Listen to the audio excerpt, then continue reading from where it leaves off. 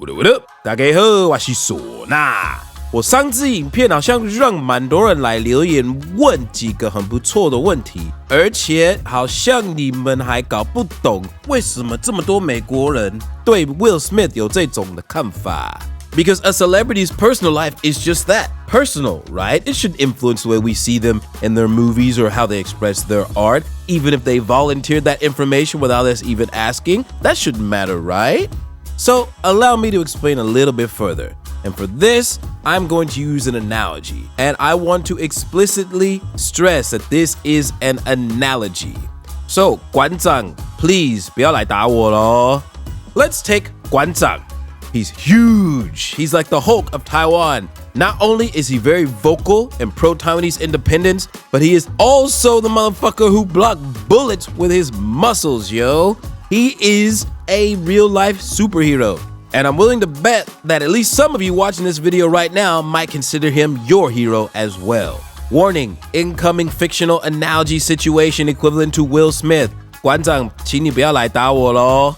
What if 馆长 had a son, and his son brought his best friend to dinner? He hangs out with him, he has a couple of beers, even takes him to a ball game. So he kind of becomes like a father figure to his son's best friend.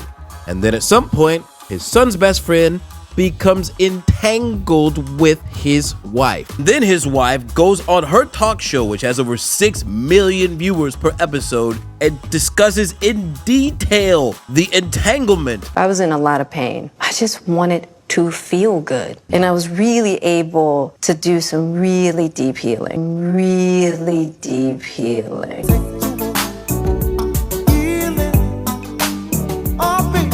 And Guanzang doesn't even defend himself. I love my baby. I'm gonna stand by my baby no matter what. Beta! He just sits there like a chump and almost cries, yo. Now, there is nothing wrong with crying. People cry all the time. But in this situation, the way he handled it, would Guanzang still be your hero? Would you still support his live stream? Would he still be the ultimate badass figure in your mind? Or would you kind of think he lost his integrity? Whack. Warning, the previously mentioned situation is meant for characterization and dramatical purposes only and is only intended to display a certain point but is not intended to defame, mischaracterize, or offend the parties mentioned. 馆长，请你不要来打我咯，谢谢. Another thing I noticed in the comments is that some of you seem to think that Jada Pinkett Smith has cancer? You are fake news. This is not true. However, she does suffer from a very common condition known as alopecia, which results in patchy baldness on your scalp and even other parts of your body. But it is in no way life-threatening, and in fact, your hair can actually grow back after a few years. Now, the common causes of alopecia are psychological issues, overwhelming stress, hormone imbalance, or just a part of getting old, especially for people who are over 50 years old. And it can even begin as early as childhood. And because of that fact, health insurance in America does not cover it. Now, you might be wondering, that's because I myself have been suffering from alopecia since I was 23 years old. Real talk. It's the reason why I started shaving my head, because the top middle of my head cannot grow hair. So please, you guys, don't make any jokes about my luscious, smooth chocolate 茶叶蛋头, because you just might get slapped. Now, I also saw some people labeling what Chris Rock said as verbal violence, which then justified him being slapped in the face. Really, dog? Because by that logic, if a woman says something disrespectful to me under the guise of verbal violence, I should be able to slap her in the face, right? Because men and women are equal rights, equal slaps, yo.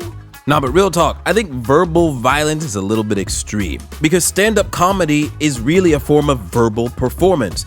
You are observing the world around you, current events and previous events, and creating an art form using your mouth to reflect it back to society in a very fun, lighthearted way. This is what we call social commentary.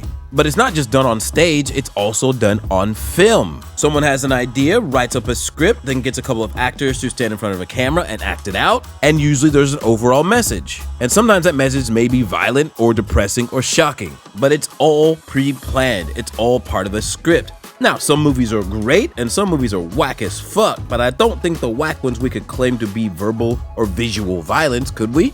I understand. And if you didn't grow up in America, you might see the idea of roast culture and even stand-up comedy as a bit offensive. And this is because our cultures are just very different. Taiwanese culture is very much based on 面子, but for America, it's actually the opposite. Stand-up comedy and roasting has been a huge part of our culture going back almost 100 years. And it's been a big part of award shows such as the Golden Globes, the Academy Awards, and the Grammys as a way to remind the celebrities that no matter how big of a star they are, no matter how much money they make, that in the end, they're human just like us. They are not special and they are not gods. You were the all-singing, all-dancing crap at the world. So when I look at Chris Rock's joke, to me, it's not even really a roast. Because what is he doing? He is comparing Jada Smith based on her hair to a very iconic and influential fictional character in the 90s for women. If you haven't seen this movie, G.I. Jane was a fucking badass. She joined the Navy SEALs and essentially fucked shit up. And this movie showed that regardless of your gender or the length of your hair, that you can do badass shit. Which may seem common sense now, but it was not back in the 90s. Now, for many of you, you might not remember G.I. Jane, so let's use a more relevant, more current reference. Let's look at the Batman movie and Catwoman. Let's say that he compared her hairdo and said, "Oh, I see you with that short hair. I'm looking forward to the next Catwoman movie. You gonna kick some ass." Is he now executing verbal violence because he compared her to a movie character who happens to be dark-skinned, short, woman with short hair? I don't think so, yo. Now, just because we have roast and stand-up comedy culture doesn't mean that it always goes well. And we can say that in particular when it comes to Chris Rock. I'm sure you all remember 6 years ago when he stood at the Oscars and used a group of Asian kids to make a bad joke. Now, for me, what made this joke bad is the execution. He used a group of kids, yo. That shit is fucking whack. Whack. And I know there may be some people out there who try to make the connection saying that, oh, because of something he did 6 years ago, that he deserves the slap from Will Smith. That's an interesting form of logic. So let me present you another situation.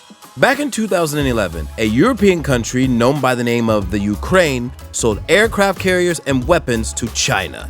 And these very weapons and aircraft carriers have been used to intimidate, taunt, and threaten invasion of our country, Taiwan. So does that mean that the slap that they are getting from Russia right now is deserved?